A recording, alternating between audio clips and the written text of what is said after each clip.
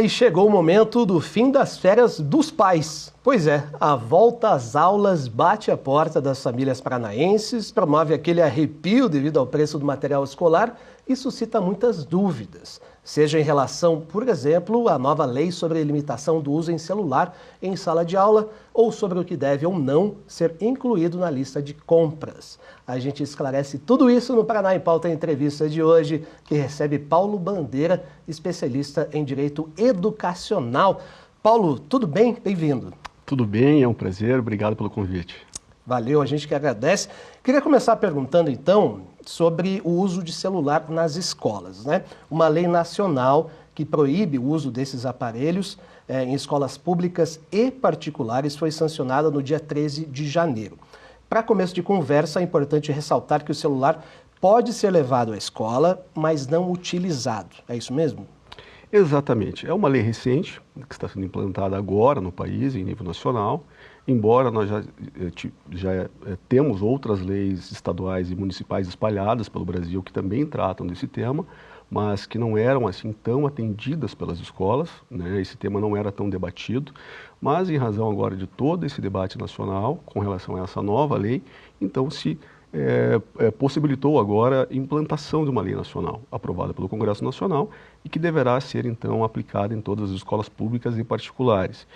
Com essa regra de que, de fato, o celular não poderá ser utilizado na educação básica.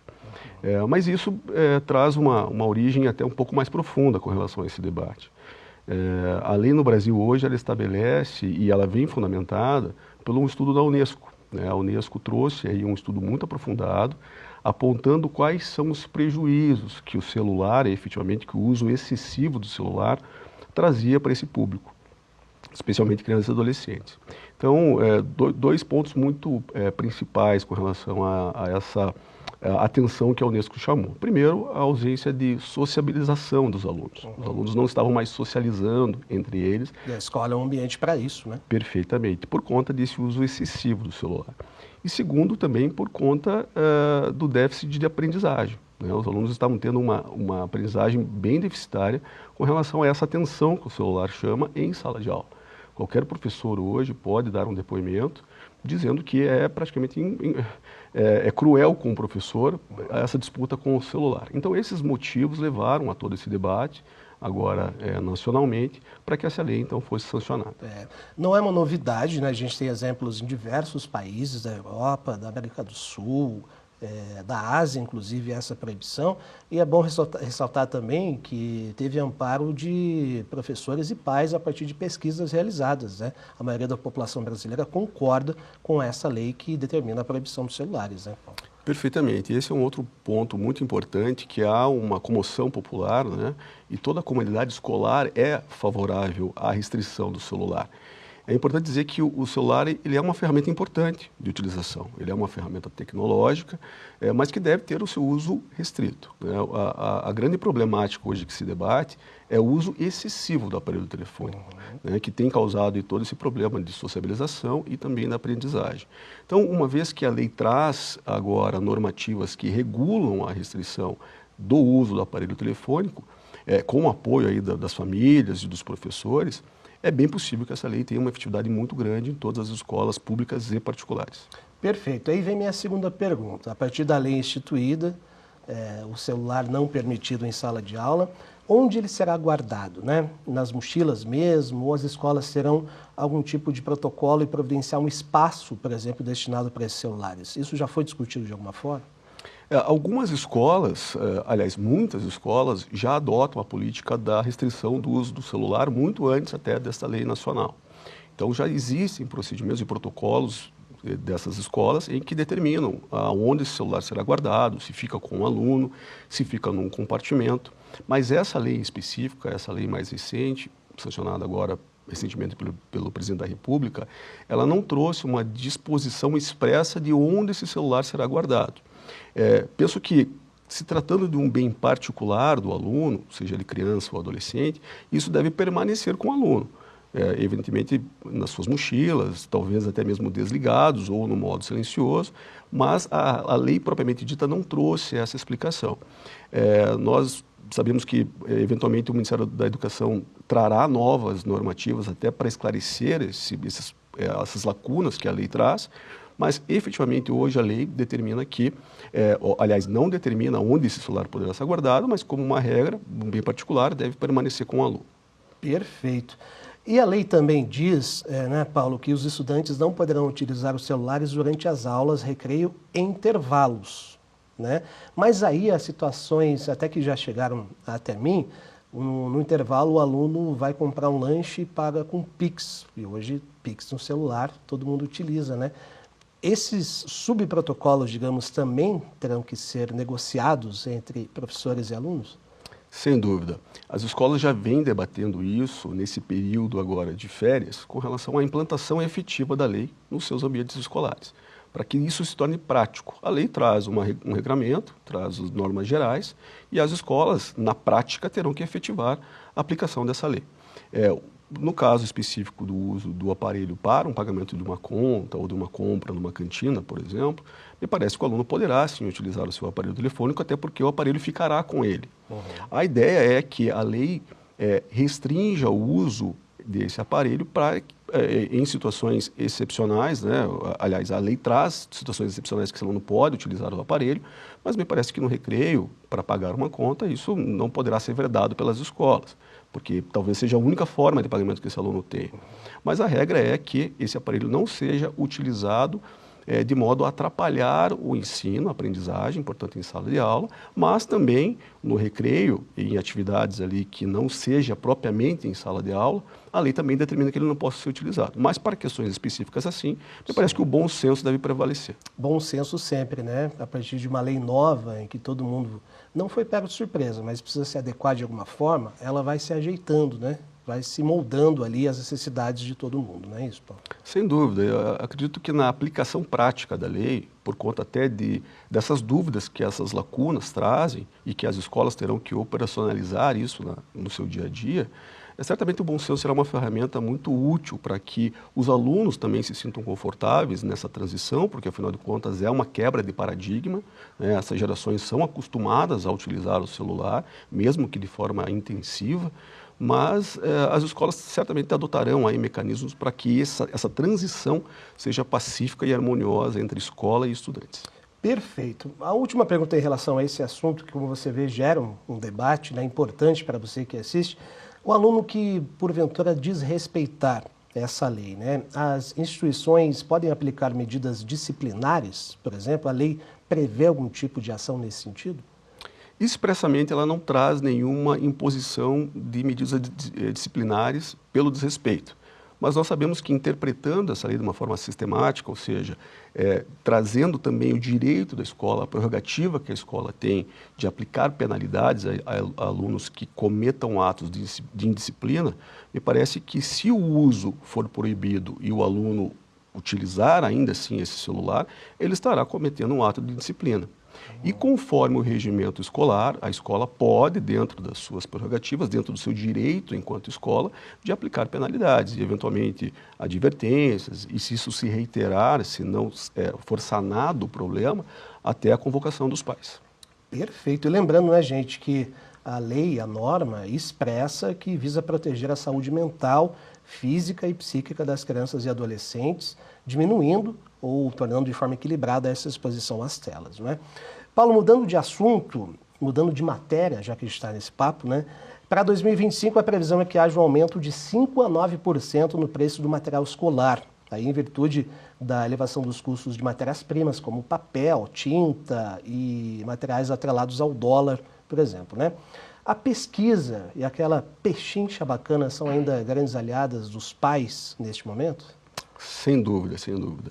Como você bem frisou, esses materiais eles tiveram um aumento significativo nesse ano, por conta até do aumento do dólar, né? E em face até dessa matéria-prima que tem preços internacionais, então isso acabou impactando nos preços de forma significativa, mas é sempre importante que os pais façam as pesquisas de preço, tanto em sites virtuais, né, mecanismos virtuais ou até mesmo presenciais em vários estabelecimentos, para que façam essa comparação de preços e possam optar pelaquela localidade ou aquela loja que tenha um preço mais atrativo.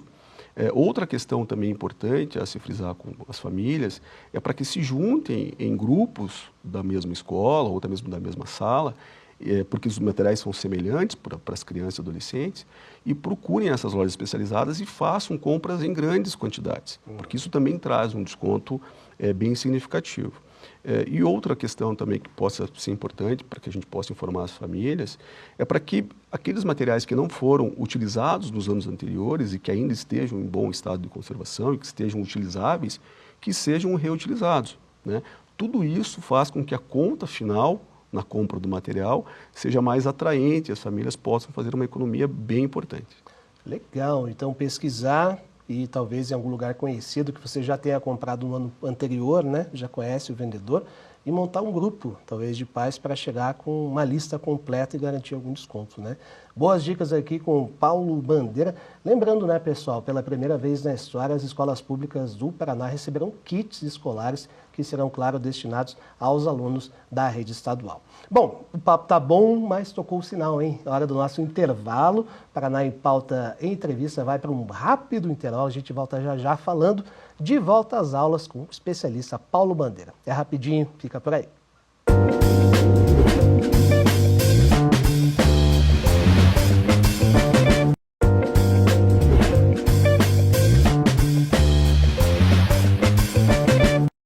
Muito bem, já estamos de volta com o Paraná em Pauta Entrevista, que hoje tira todas as suas dúvidas sobre a volta às aulas, com o professor Paulo Bandeira, especialista em Direito Educacional.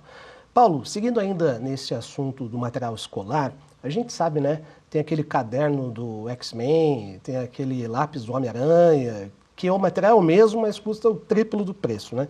Quem sabe conversar com os filhos numa boa, chegar num acordo sobre isso pode ser uma boa dica também? Sem dúvida nenhuma. Esses materiais eles têm uma variação de preço muito grande, especialmente por conta desses personagens, dessas licenças de marcas que acabam cobrando um preço um pouco mais elevado, muitas vezes até pelo mesmo material, né? Eu costumo não levar o meu filho, eu tenho um filho de 4 anos, para comprar esses materiais, né? Mas aqueles pais que possam fazer um acordo com os seus filhos, é importante fazer esse combinado, para que esses materiais sejam adquiridos talvez em uma menor quantidade e optando por materiais mais econômicos, para que no final das contas a própria conta não seja tão significativa, né? Não saia um preço tão caro assim. E começa já com o início de educação financeira, né? Para o filho também, mostrando como é a vida real. Sem dúvida, sem dúvida. Ó, você falou em quantidade, né? Também os pais têm que ficar atentos a isso, né? Às vezes vem uma lista lá, 82 borrachas, 95 lápis. Não é assim que funciona, né? É bom ter bom senso também. E se pintar algo diferente, já ficar esperto, né, Paulo? Claro. Nós temos uma lei específica que trata da regulação do que pode e o que não pode ser exigido nessas listas de materiais. Efetivamente que as listas, os materiais podem ser solicitados pelas escolas, isso é natural, mas a regra é que esses materiais sejam para uso individual, ou seja, os materiais têm que ser utilizados pelo próprio aluno. Com exceção, evidentemente, e a regra é que materiais de uso coletivo não podem ser solicitados. Então, as famílias que observem materiais de uso coletivo que constem nas listas podem questionar as escolas porque esses materiais não podem ser exigidos. Por exemplo, materiais de limpeza, materiais de escritório, enfim, materiais que não são para uso individual do aluno. Então, aqueles materiais que são para uso coletivo podem ser questionados pelas famílias. Perfeito. A gente falou de quantidades exageradas, né? E se alguma família se sentir, digamos, nesse quesito aí, fala, ó, você tem que comprar lá 100 lápis, 80 canetas, o PROCON é uma boa saída, caso isso volte a se repetir alguma outra lista, por exemplo? Sim, o ideal é que sempre as famílias tenham esse contato com a escola. A escola precisa ser parceira da família e a família precisa ser parceira da escola. O primeiro contato é sempre com a escola para tentar equacionar essas dúvidas e esses questionamentos. Evidentemente que materiais, mesmo que sejam para uso individual, assim como um lápis, uma caneta, uma borracha, mas que sejam de grandes quantidades, eles normalmente não serão utilizados por aquele aluno durante todo o período, não me parece razoável. Então, sim, claro, as famílias podem questionar as escolas e, se isso não houver uma solução, podem efetivamente procurar o PROCON e até mesmo a Secretaria de Educação. Perfeito. Também é proibido, né, estipular marcas específicas ou lugares específicos para essa compra, não é? A lista tem que ser abrangente de forma bem aberta. Sim, as listas elas podem ser adquiridas aonde a família assim desejar. As escolas não podem vincular a compra ou exigir alguma marca específica com relação à compra dos materiais. Então, a família tem essa prerrogativa e essa faculdade de escolher aonde comprar e quais materiais comprar. Perfeito. E aí sobre os uniformes, Paulo Bandeira, tem alguma lei específica sobre o tempo de troca, por exemplo? Temos uma lei, aliás, o mundo educacional é cheio de leis, né? Ele é repleto de leis. E as escolas devem se adaptar a isso, devem ter o conhecimento sobre isso, assim como as famílias. E no caso dos uniformes escolares, nós temos uma legislação que determina que esses uniformes não podem ser trocados num período mínimo de 5 anos. Ou seja, a partir do momento que eles são instaurados nas escolas, que eles são inaugurados, né, que a escola implanta aquele uniforme, ele deve permanecer inalterado o seu modelo durante 5 anos. A ideia disso é para que as famílias não tenham que constantemente renovar os uniformes por conta da troca do modelo e economizar também, né? É uma maneira financeira de trazerem um alento para as famílias. Escolas públicas e particulares. Sem dúvida, essa lei ela é uma lei imposta para todas as escolas. Tem aquele caso do adolescente que cresce rápido, né? Às vezes de um ano para outro, os braços esticam, as pernas também, daí não tem outro jeito, né? Tem que comprar um novo. Com relação ao tamanho, não tem outra alternativa. Na época eu lembro que tinha joelheiras, não sei se o senhor pegou isso, que a gente se ralava muito, tinha que trocar as joelheiras do uniforme todo ano. Sem dúvida, sem dúvida. E Paulo, o senhor falou que tem um filho, e aí o seu trabalho está no meio campo ali, entre direito e educação, envolve as duas áreas, né? Um alerta, um conselho de forma geral para o pai que vai iniciar o filho numa nova jornada do ano. A gente sabe que às vezes a turma muda, o amiguinho está em outra sala, né? Alguma dica que o senhor mesmo dá para o seu filho? É importante até no momento da escolha dessa escola, para aqueles alunos que são mais novos, meu filho ainda está na educação infantil, a escolha da escola deve ser algo muito bem pensado pelas famílias. Olhar a localização da escola, entender qual é a pedagogia, qual é a forma de aprendizagem que aquela escola implanta para que isso seja, de algum modo, semelhante ao que a família entende como conceito de educação. Isso são informações muito importantes para que a família conheça a escola. E também conversar com os seus filhos e entender que a escola está lá para nos ajudar. As famílias também têm essa obrigação da educação. A educação ela é uma obrigação constitucional, claro, do Estado, mas também é da família. Mas nessa parceria é importante que nós possamos conversar com nossos filhos, explicar a importância da educação, explicar a importância do respeito ao professor. Nós precisamos ter esse movimento de resgate da autoridade do professor. O professor vem sofrendo muito nos últimos anos com relação à falta de respeito, com a falta de reconhecimento da comunidade educacional de uma maneira geral. Os casos de assédio e violência, aliás, aumentaram muito nos últimos anos. Né? Muito. Então, é importante que as famílias conversem com os seus filhos. Ao mesmo tempo, expliquem todas essas questões que envolvem a problemática do mundo escolar, porque é um mundo que se retrata dentro da escola também. A escola não é algo isolado do resto do mundo. Então, todos os problemas que acontecem fora também podem acontecer nas escolas. E explicar com relação a questões envolvendo bullying, relacionamento entre alunos de inclusão, né, que precisam de acessibilidade, enfim. Toda essa explicação acho que é importante para que a gente possa começar o ano de uma maneira bem efetiva. E aí, voltando ao nosso primeiro assunto, que é a utilização ou a não utilização do celular, né? Sem o aparelho em mãos, que o celular e as redes sociais às vezes nos dão uma visão de mundo muito específica, a bolha, né? Que a gente fala que a gente está entre pares. A escola propicia isso, né? Você vivenciar o diferente. E isso faz parte da educação e da socialização dos alunos, que assim podem ser melhores cidadãos, né? Sem dúvida, a escola tem esse papel. E a escola também tem a obrigação de trazer as informações sobre os malefícios que o celular também causa. A lei traz essa obrigação da escola de combater, digamos assim, o uso excessivo do telefone, trazer também informações sobre a viabilidade, a praticidade e a necessidade que nós temos do celular, mas de uma maneira que o aluno possa entender que agora nós teremos um período aí de adaptação dessa lei, penso eu que será um período difícil para que crianças e adolescentes possam se adaptar a esse novo regramento, mas a escola também tem o seu papel de trazer essa informação, de dizer, olha, essa nova normativa também é para o bem das crianças e adolescentes. Então, nós teremos aí toda essa tarefa aí que será incumbida às escolas. Quanto tempo, mais ou menos, a partir da sua experiência, o senhor acha que essa lei vai se ajeitar no dia a dia dos alunos e professores? Talvez haja um impacto inicial, não é? Mas o que o senhor imagina, assim? Ela tem chances de vingar sem maiores ocorrências? Eu penso que sim. Eu acredito muito na praticidade e na efetividade dessa lei e no benefício que ela trará. Essa lei ela já está em vigor, portanto, ela já está válida, né? Penso que, na prática, as escolas terão ainda esse tempo de adaptação. Cada escola terá aí a sua maturação, né, com relação à implantação, ao respeito dos alunos. Mas o mais importante para que essa lei realmente tenha, que ela pegue, né, como nós chamamos, para que ela tenha efetividade, é que as famílias participem desse processo.